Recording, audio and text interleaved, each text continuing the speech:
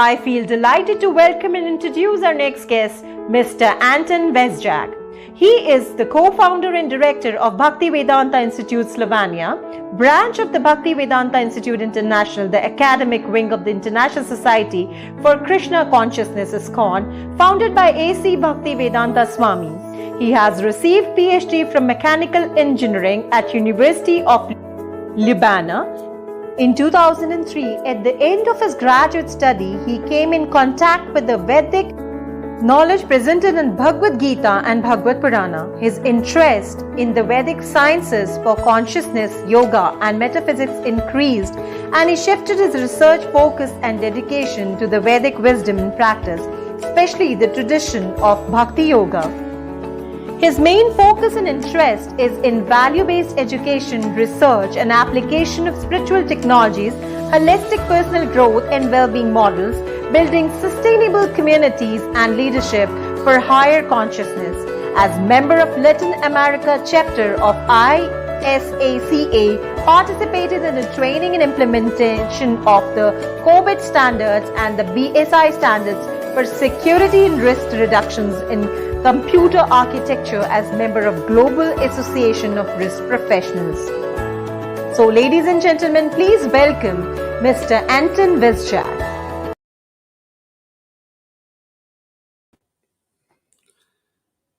Hare Krishna, Namaskar, Pranam. Dear respectful ladies and gentlemen, I'm very honored to be with all of you, and we'd like to express our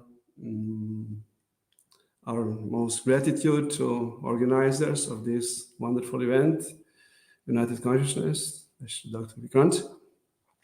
A little invocation for this occasion, auspicious occasion. Little prayer. Om Gyana Timirandasya Gananjana Shalakaya Chakshur Unmitam Yana Tasmai Shri Gurve Namaha Namo Om Vishnu Padaya Krishna Vishnu Gudare Shrimate Vedanta Swami Namane Namo Om Vishnu Padaya Krishna Vishnu Gudare Shrimate Bhakti Vedanta Swami Namane Namaste Saraswati Deve Gauravani Pacharine Nirvishesha Shunyavadi Paschatade Shatarine.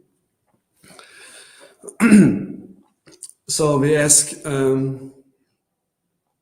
our, of course, predecessor teachers who hand down these divine messages and knowledge through the millennium, and ask all of you, dear guests, dear audience, for these words which will be spoken in the presentation to be beneficial, enlightened, and of an upliftment for everyone. So we were asked to speak a little bit on the topic of spirituality and happiness. Of course, the topic is vast, and we do little perspectives on different points, and we know that we are living in times where situation in society is becoming more and more challenging.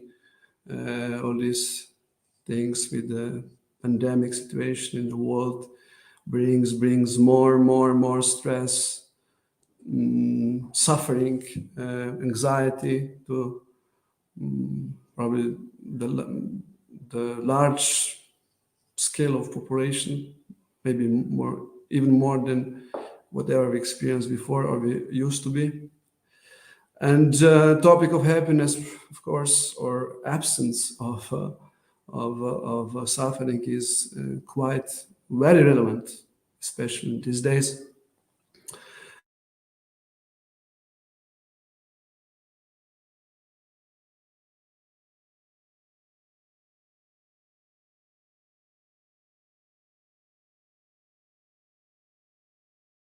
And every activity which any living creatures, human, are strive for.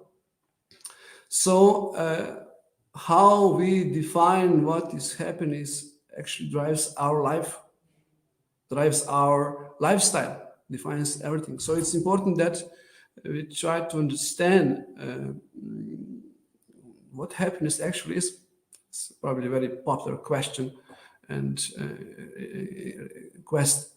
So to answer this question, of course, there's many perspectives on this. So we try to present something from the Vedic point of view, from the teachings of Srimad Bhagavad Gita and Bhagavad Purana, the crash jewels of all Vedic wisdom. And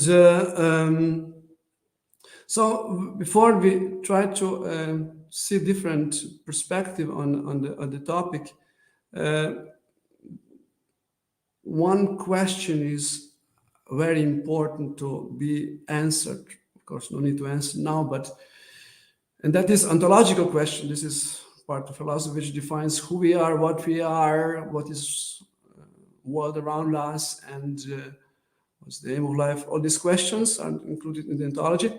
And the question is, are we human beings with spiritual experience, or are we spiritual beings with human experience?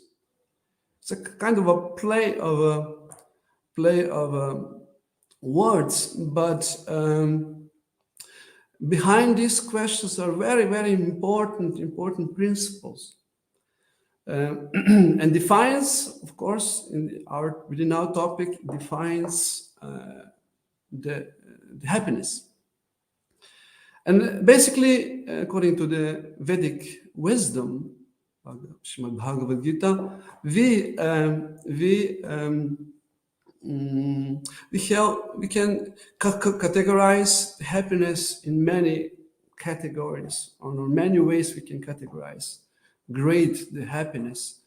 And for the sake of discussion, let divide in two main areas. One is like, let me say, external happiness, and the other is internal happiness. And as I mentioned, if you speak about external happiness, which can be, for example, the contact with the sense objects is one kind of happiness, fulfilling some kind of a needs of hunger, needs of protection, maybe needs of for similar basic needs which are there, and we can see that this kind of happiness which comes on this level is have two features. In Sanskrit, it's called chapala sukha, means that this kind of happiness is flickering and characterized with two features, as I mentioned. One is that is not sustainable, doesn't last long, right?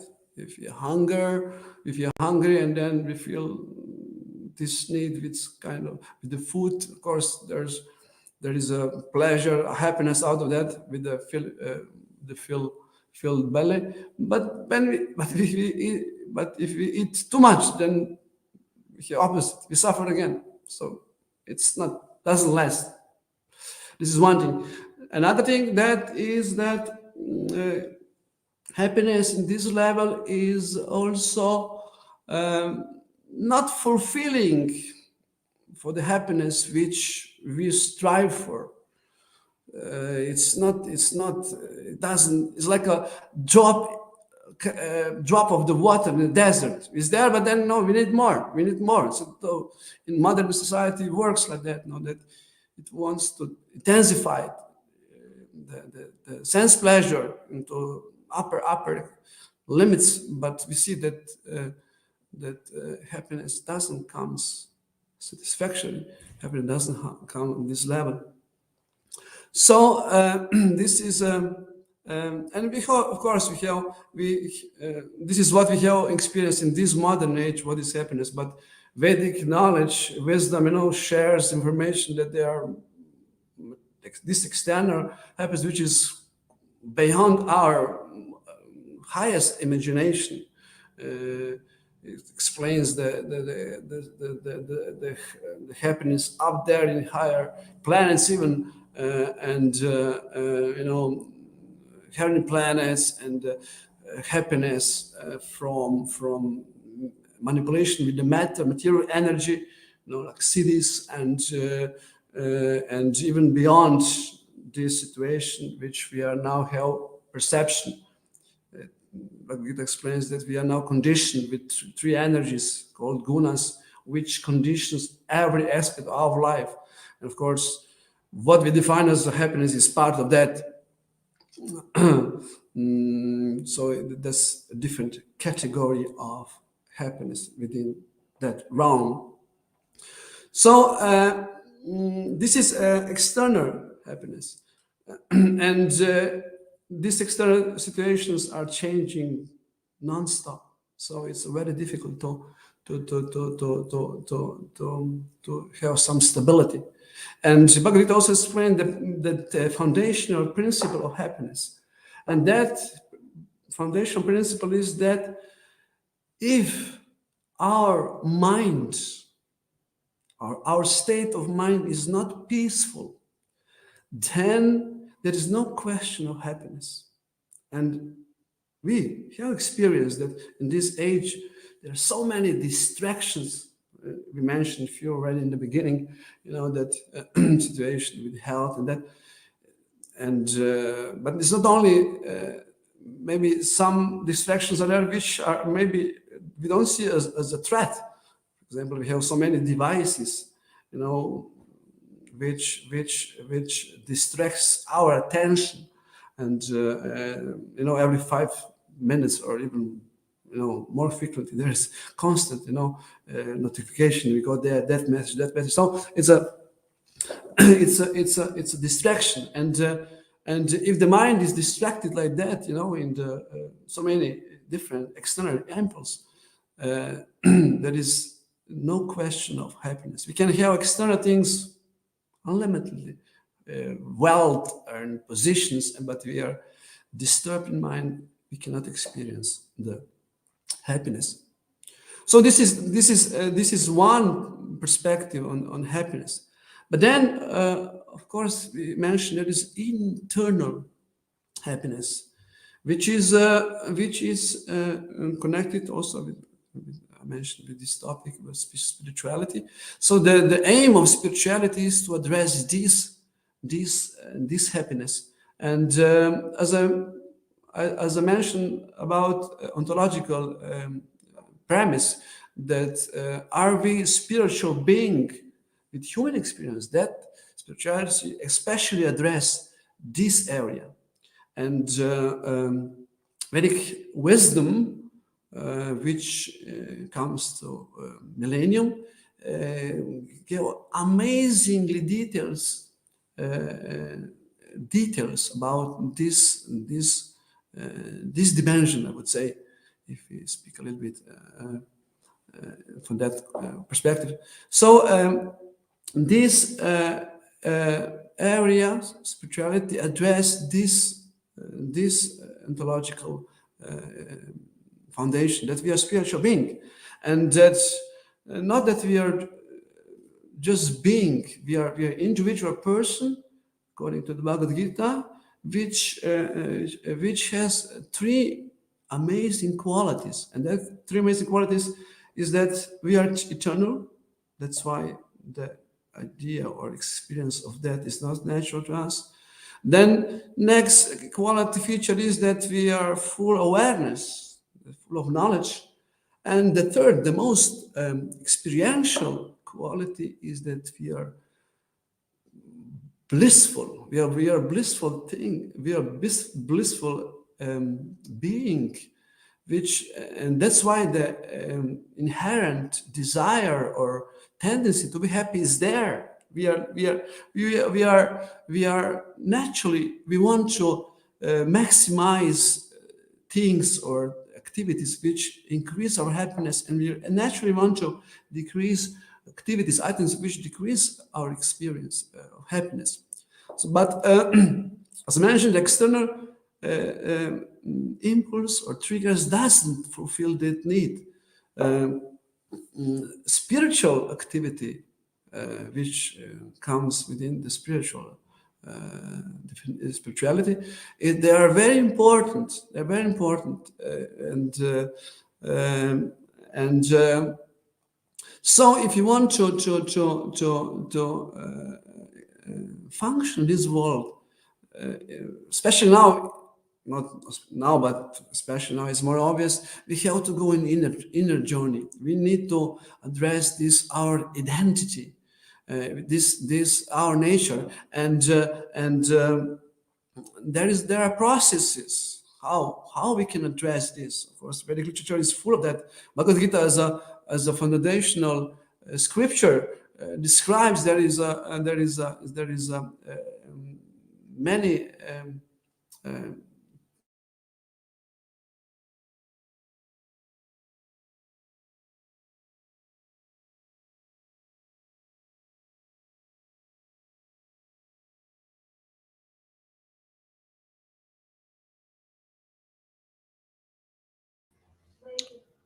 Dr. Antonji, I guess there is some network issue at your end. So you're not audible.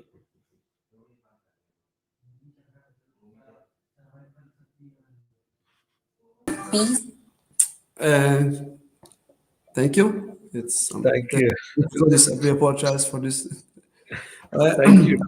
Thank you for your kind attention. Sorry for this technical difficulties. No, it happens. Dr. Anton, so kind of you. Thank you very much for your presence today in this event. And so beautifully you defined happiness in both of the dimensions, material and internal happiness. And you used the word chapala sukha. And you, as you rightly said, that two things in this happiness is there, that it's not sustainable and it's not fulfilling.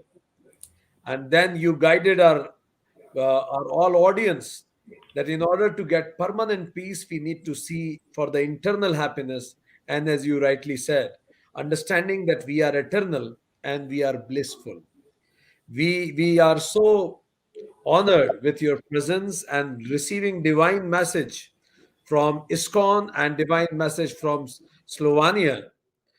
We would also like to thank for your cooperation, for stepping at the time of another guest because of some technical hassle at another guest end. So thank you very much for that kind gesture also. We are so honored with your presence. I hope that in future also you'll keep blessing us, Dr. Antonji.